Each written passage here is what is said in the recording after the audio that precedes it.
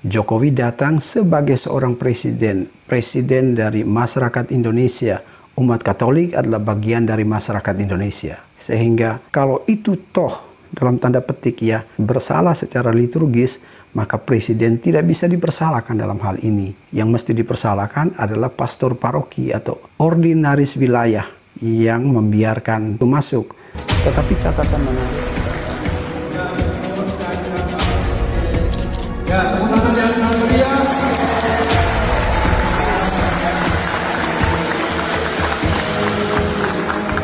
Yang senantiasa berubah. Kembali berjumpa lagi kita di Sang Pencerita. Karena ada begitu banyak permintaan untuk memberi jawaban atas pernyataan yang dikeluarkan oleh saudara terkasih saya, Natalius Pigai, maka secara pribadi tentu saya tidak berkompetensi untuk menjelaskan tentang hal itu. Sehingga saya kemudian menghubungi Romo Yanto Yohanes Dona Okarm yang bergelar Malit, itu artinya Master Liturgi. Beliau adalah anggota Komisi Liturgi di Keuskupan Maumere.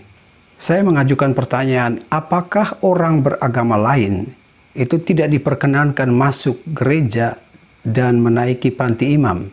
Lalu beliau memberi jawaban sebagai berikut. Perlu diingat bahwa pasca Konsili Vatikan II, pandangan gereja dalam kaitan hubungan dengan agama lain mengalami pergeseran. Gereja lebih terbuka dan lebih menghargai umat beragama lain. Kehadiran umat beragama lain di dalam gereja Katolik tidak lagi dilihat sebagai sebuah pelanggaran terhadap tempat kudus tersebut. Sebaliknya lebih dilihat bahwa gereja adalah tempat bagi siapa saja untuk menemukan kedamaian di dalam Tuhan. Jadi orang beragama lain juga dapat menaiki panti imam baik saat perayaan sedang berlangsung atau tidak sedang berlangsung. Beberapa waktu lalu kita tentu melihat, ya para saudara, ada banyak sekali Anda bisa melihat di channel YouTube tentang pastor-pastor yang datang dari latar belakang agama lain. Lalu saat acara pentabisan, keluarga besar mereka yang berlatar belakang agama lain membantu Bapak Uskup mengenakan kasula dan stola. Dan itu terjadi di atas panti imam ketika perayaan Ekaristi Tabisan sedang berlangsung. Nah, hal ini tidak dilihat sebagai pelanggaran, tetapi justru sebuah kemajuan karena gereja tidak lagi menjadi sebuah institusi yang tertutup. Gereja tidak lagi menjadi institusi yang tertutup dan kaku, tetapi juga terbuka. Tentu sambil mempromosikan nilai-nilai kemanusiaan, toleransi, dan saling menghormati satu sama lain. Kemudian saya mengajukan lagi pertanyaan lain. Adakah batas-batas bagi orang yang beragama lain ketika menghadiri perayaan liturgi Katolik? Beliau menjelaskan, jelas ada. Kehadiran umat beragama lain dalam perayaan liturgi misalnya, pada dasarnya tidak dilarang, namun mereka tidak bisa mengambil bagian dalam semua hal, dalam tata acara liturgi itu. Saat komuni misalnya, hanya orang yang beragama Katolik yang sudah menerima komuni pertama dan sudah menyiapkan diri dan tidak sedang terhalang untuk menerima komuni. Jadi jelas orang yang beragama lain atau umat lain tidak boleh menerima komuni. Dan seandainya dia berani untuk maju menerima, itu namanya pelanggaran berat. Lalu saya bertanya, berhubungan dengan pernyataan dari Pace Pigai itu, apakah yang dilakukan Presiden Jokowi ketika masuk gereja itu dianggap sebuah pelanggaran? Dia kemudian merujuk pada cuitan dari Pace Pigai, ya.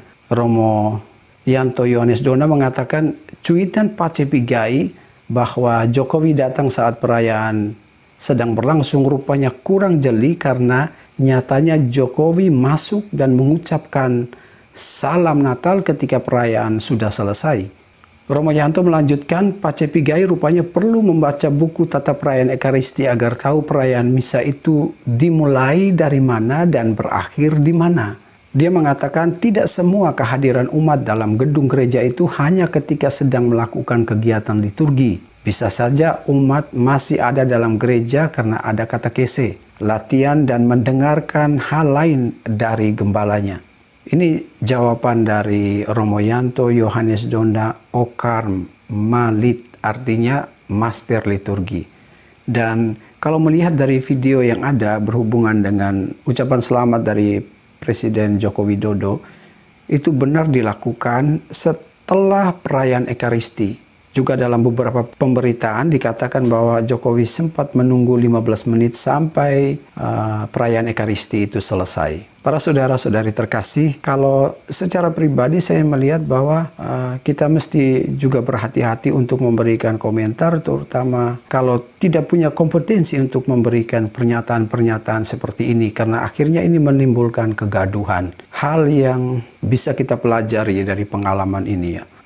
Jangan sampai kita menggunakan agama atau menggunakan gereja, kalau ini orang Katolik, untuk kepentingan-kepentingan lain. Kepentingan lain itu bisa bermacam-macam ya. Kalau kita membaca dalam beberapa surat kabar online, itu mereka menghubungkan antara pribadi Natalius Pigai atau Pace Pigai ini dengan Jokowi dalam hubungan dengan kontestasi politik ya. Tapi hemat saya secara pribadi, Presiden dalam hal ini ketika mengucapkan selamat itu dikatakan bersalah, itu tidak logis karena dia tidak bisa masuk kalau tanpa seizin orang yang berwenang di wilayah itu. Dalam hal ini, ordinaris wilayah gereja. Secara pribadi tentu saya memberi catatan bahwa Presiden Joko Widodo tidak bisa dipersalahkan dalam hal ini. Karena apa? Karena ketika memasuki wilayah gereja itu ada ordinaris wilayah. Kalau seseorang itu bisa masuk di wilayah gereja atau sampai ke dalam, itu seizin ordinaris wilayah, dalam hal ini pastor paroki. Jadi pastor paroki katedral mengizinkan, bahkan dengan sukacita menyambut Presiden masuk ke dalam gereja. Karena ini adalah pengalaman pertama Presiden Republik Indonesia masuk ke dalam gerejanya. Apalagi ini penyampaian tentang kerukunan beragama, lalu menghimbau kepada umat Katolik yang adalah masyarakat Indonesia di hari besarnya, hari Natal, hari sukacita, untuk juga menjaga perdamaian di negara ini. Jokowi datang sebagai seorang presiden dari masyarakat Indonesia. Umat Katolik adalah bagian dari masyarakat Indonesia. Sehingga kalau itu toh dalam tanda petik ya bersalah secara liturgis, maka presiden tidak bisa dipersalahkan dalam hal ini. Yang mesti dipersalahkan adalah pastor paroki atau ordinaris wilayah yang membiarkan itu masuk. Tetapi catatan menarik dari Romo Yanto Yohanes Donda tadi, jelas bahwa apa yang dibuat itu masih sangat wajar dan dibenarkan secara liturgis. Karena itu para saudara-saudari terkasih, semoga dengan catatan ini kita semua belajar untuk tidak mudah memberikan penilaian. Ada orang yang berkompeten yang bisa memberikan penjelasan sehingga tidak muncul kegaduhan yang tidak perlu. Lalu catatan yang terakhir untuk kita semua, siapa saja ya, terutama umat Katolik, jangan menggunakan agama atau gereja sebagai tunggangan untuk berselancar dalam politik atau kepentingan apapun yang tidak langsung berhubungan dengan kehidupan spiritual. Tuhan memberkati.